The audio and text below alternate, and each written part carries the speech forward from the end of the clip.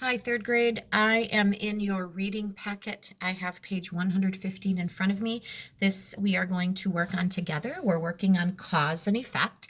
We have talked about this before. We've talked about how things happen in life and in stories where something causes something else to happen. It happens all the time.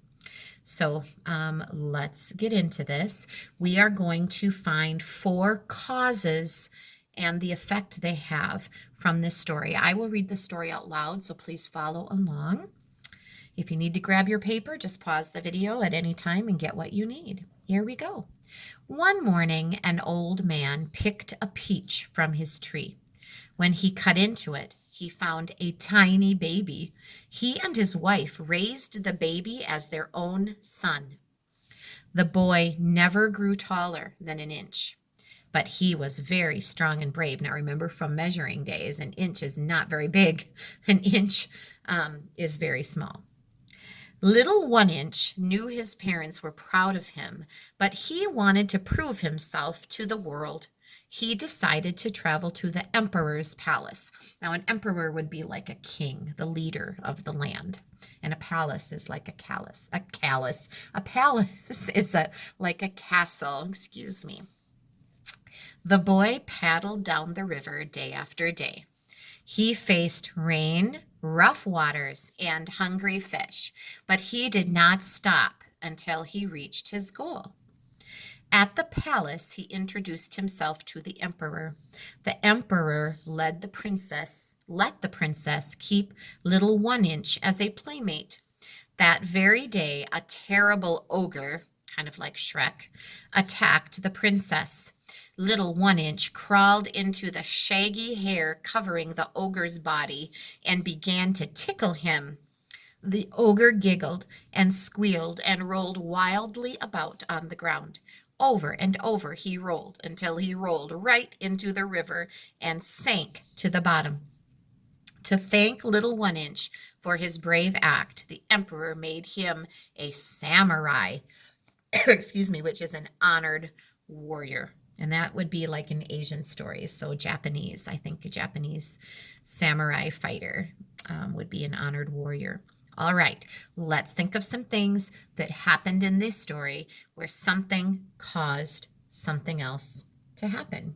Now, I see in this story that Little One Inch wanted to prove himself. Okay, and I think that that caused some things to happen. So grab your pencil if you don't have it ready already, pause the video, and then let's continue here together. So you're going to have to write kind of small. If you run out of room, just keep tuning in and look at what I'm doing here. Little One Inch, and I should have capitalized that O because that's what they call him, like his name. Little One Inch wanted to prove himself. That is what he wanted to do. Now, because he wanted to do that, what happened? So what did he do? He traveled to the emperor's palace. He decided to go there to prove himself. He traveled down the river to the palace. Now, you all know that I write quickly, so you are welcome to pause the video and finish writing. And I'm going to keep going again because this video gets long quickly. So that would be the first one. Hopefully you have room for a second one. What is something else that happened? So just start the video again when you're ready for the second one. What is something else that happened? Well, he goes to the emperor's palace down the river. Oh, the emperor met Little One Inch. Let's do that. The emperor, I'm spelling it wrong already, emperor. The emperor met Little One Inch. Remember, an emperor is like a king. So he meets Little One Inch. Then what? Oh, he introduces himself to the emperor. Well, the emperor lets the princess keep little 1 inch. He let the princess keep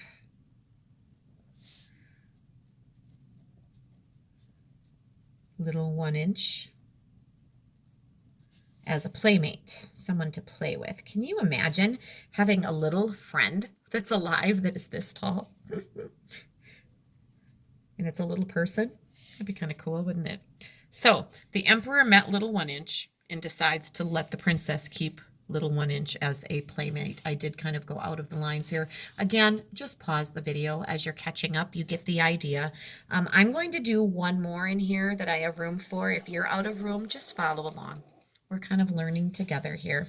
So they're playing together. She's got a playmate. Uh-oh. Then along comes this terrible ogre. He attacks the princess. And so then little 1 inch decides to tickle him. How could we do this? Well, there are probably a few different ways we could do this. Let's do this. Little 1 inch tickled the ogre. Now, we could have even backed up a step further and said the reason he tickled the ogre is because the ogre attacked the princess, but that would be another cause and effect, right? Little 1 inch tickled the ogre. And because he tickled the ogre, the effect was the ogre rolled into the river and sank to the bottom. Took care of the ogre, didn't it?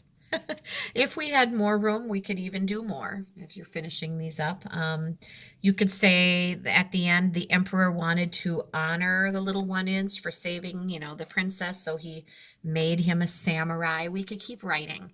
Stories in life are full of things that happen with effects because of it. And so that is just simply cause and effect as we think about stories. Kind of a good skill. So if you need to go watch this again to catch up, go ahead and do what you need to do. Pause it or whatever you need to do. I'm going to keep things rolling here and go on. And we're talking about verbs in the predicate on the back side on 116. Verbs, of course, are your action words, what you do. And the predicate is the second part of the sentence. It's where the verb happens, right? The subject and the predicate are what we need to make a complete sentence.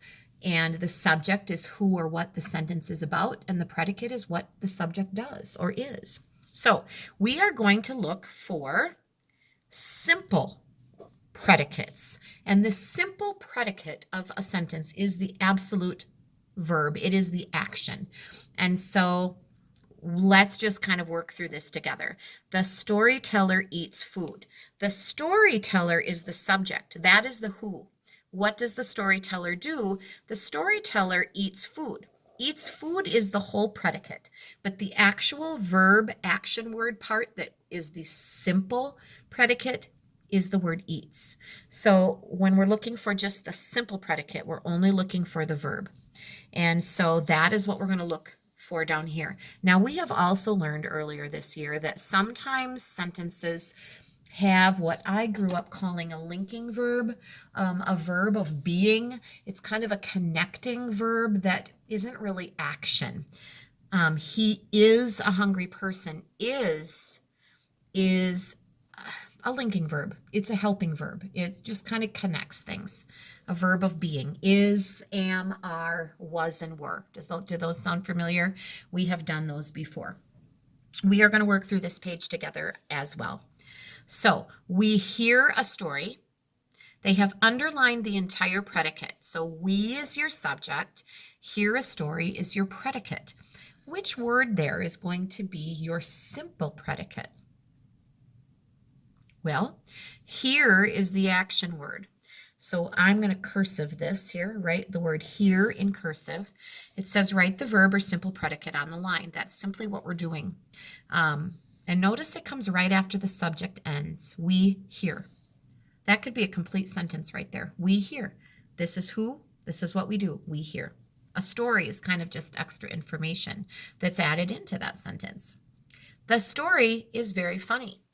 The story is your subject. Is very funny is your predicate. Is your helping or linking verb, your connecting verb is. The story is. It tells about a boy. It is your subject, and right after the end of the subject comes the verb, tells. Tells is your action verb. It tells about a boy, and tells is the simple predicate. So when you're looking for that simple predicate, you are looking for the action or the being verb in that sentence. It lasts about an hour. It is the subject. What does it do? It lasts about an hour. Lasts is your action word. Again, if I am going too quickly, pause the video, catch up, start it again when you are ready. The teacher sits on the floor. The teacher is your subject. That's who's doing it. What does he or she do? Sits. Sits is the action. That's actually what's being done in that sentence. On the floor just gives you a little bit more, a little extra phrase there to tell you where the teacher is sitting. The teacher sits. She talks about each person. She is the subject. That's the who. What does she do? She talks. That could be a complete sentence right there. She, simple subject, talks, simple predicate, talks. And the rest of it is extra information. The boy in the story pushes a swing. The boy in the story is your subject, and look what comes along right after it. There's your verb, pushes. It's something you do. Pushes a swing. Pushes is your simple predicate. The girl on the swing, there's your subject, moves through the air. Your verb, your simple predicate is moves. I'm drawing arrows there if that looks weird on my video. I was just kind of pointing out the verb. She is your subject. That's the who. What does she do? Goes. She goes. She goes very high. Goes is your verb, your simple predicate. She, subject. She waves from the top. What does she do? She waves. Waves is your simple predicate. Now, this is a grammar skill this week, so this is an important one. If you want to rewatch this and make sure that you are understanding this, that might be a good idea. Doesn't take that long to check this out. So we have done 115 and 116 together. Your assignment is your spelling assignment, and it is simply to sort your spelling words, the basic words, the first 14, into OU and OW, like mouth and down. Just a quick review of your words: clown, round, bow, cloud, power, crown, thousand, crowd, sound, count, powder, blouse, frown, pound. Those are your basic words. Then at the bottom, add the challenge words. So we're not adding the review words. It doesn't tell us to do that, although they would both fit here. If you have room at the end, I'm fine with you adding them. They want you to add mountain and coward. Remember, a guy or a gal that's not brave would be considered a coward. So finish this up, and I'll have to check that when you bring your packet back. So those are the 3 sides that I wanted to get done with you today, in addition to the vocabulary words that you should be writing with the pictures I gave you in your foldable doors. Cut those apart like we always do, and then save those vocabulary sheets to study from. So those are your reading assignments today, in addition to the story that I shared with you as well.